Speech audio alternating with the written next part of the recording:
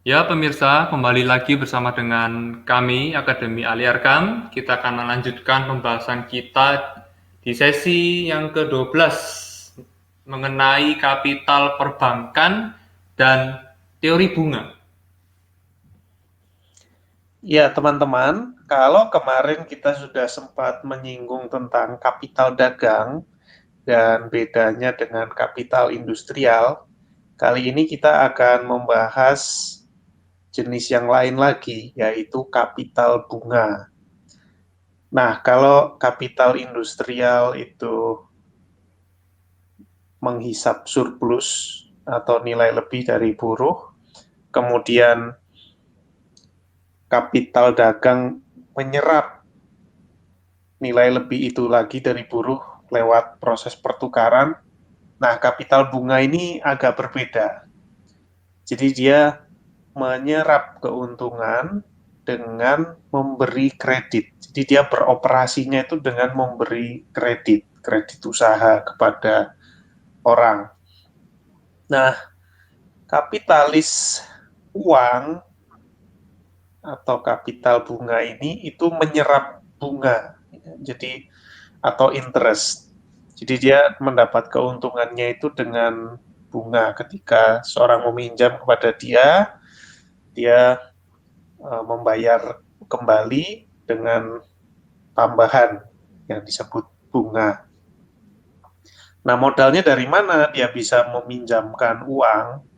Itu dari misalnya sebelumnya dia melakukan penjualan komoditas atau misalnya dia mengumpulkan yang dalam tanda petik bisa disebut uang nganggur, ya, entah dari kapitalis industrial, dari pekerja atau yang lain.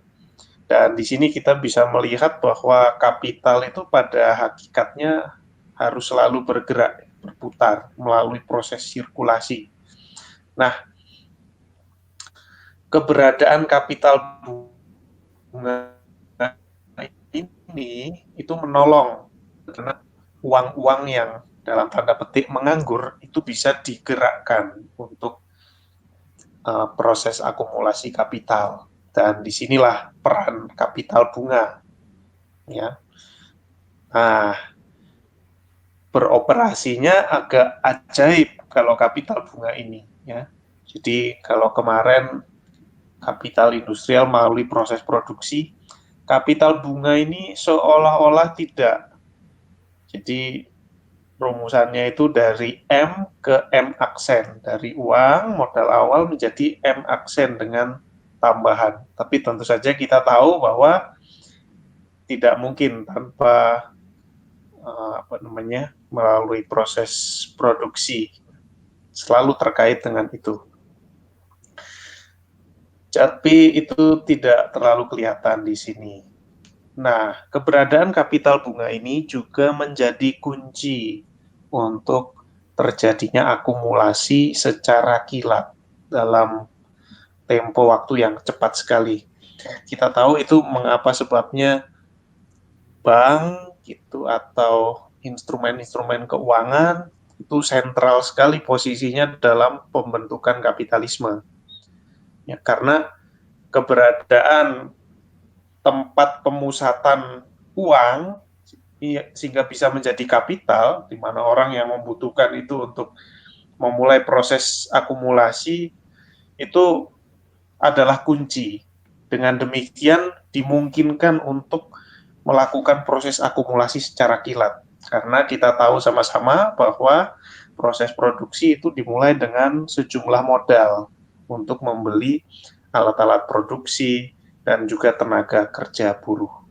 Dengan keberadaan instrumen-instrumen kapital bunga ini, proses akumulasi bisa terjadi secara kilat, secara cepat sekali. Nah, hari ini kita melihat ekspresi dari jenis kapital ini, yaitu kapital bunga, itu jelas sekali dalam perkembangan sistem finansial dalam beberapa puluh tahun terakhir. Nah, ini terhubung dengan pembahasan-pembahasan kita yang lalu, di mana kapitalisme itu rentan dengan krisis dan kemudian ada perkembangan pertambahan surplus karena imperialisme. Jadi proses akumulasi dari pusat-pusat kapital, khususnya di negara-negara barat, ke dunia ketiga atau dunia bagian selatan, terus begitu cepat dan ada kapital dalam jumlah besar yang juga butuh untuk diputarkan kembali. Nah, penggelembungan ini salah satu kanalnya itu adalah dengan sistem finansial. Jadi kapital di sini dijadikan sebagai kredit yang diberikan kepada orang lain. Nah, ini bisa melalui proses produksi, tetapi juga bisa untuk spekulasi tanah, properti, apartemen, rumah, dan lain sebagainya. Hari ini kita melihat misalnya di Indonesia juga, mengapa harga rumah begitu gila-gilaan. Generasi milenial hari ini konon, kecuali orang tuanya kaya, hampir akan sulit sekali untuk membeli rumah.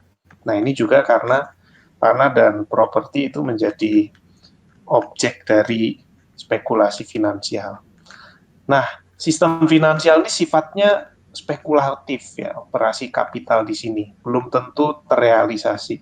Artinya ketika kita memberi kredit kepada seseorang atau perusahaan untuk memulai proses akumulasi kapital, itu asumsinya tentu saja bahwa proses itu akan mengalami profit, akan berujung dengan profit.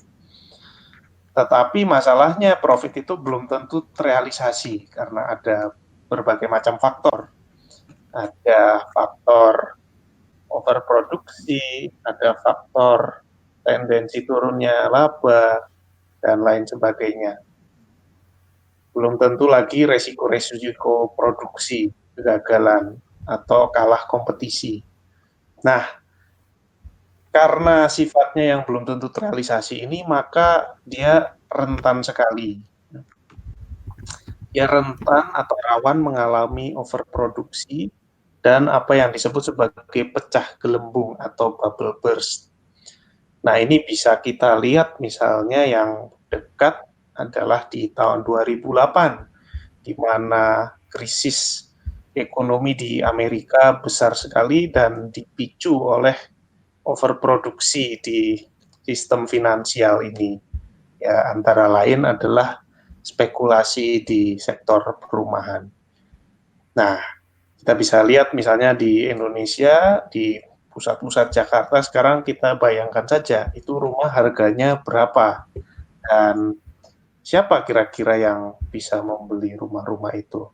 Apakah harga-harga properti seperti itu bisa terus naik dan apakah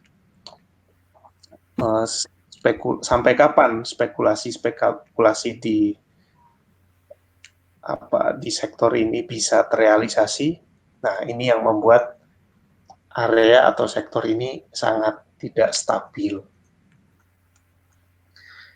Nah, bahwa bunga itu diperhitungkan sebagai kategori ekonomi yang spesifik, jadi dibedakan dengan profit, rupanya itu menjadi salah satu keunikan analisis Marx. Dan di sini Ben Fine dan Alfredo Saad-Filho menunjukkan bagaimana ekonom-ekonom lain, termasuk di tradisi klasik dan Keynesian, ternyata tidak mengambil langkah ini. Jadi ada kespesifikan analisis Marx di sini. Oke teman-teman, itu dulu sebagai gambaran umum. Di kesempatan berikutnya kita akan melanjutkan dengan sesi ke-13 tentang teori sewa tanah. Ya, teman-teman jangan lupa Akademi Ali Arkam punya akun media sosial, di YouTube, Instagram, dan juga Facebook. Teman-teman bisa subscribe, like, follow, komen, add dan share. Sampai jumpa di pertemuan-pertemuan kita selanjutnya, teman-teman.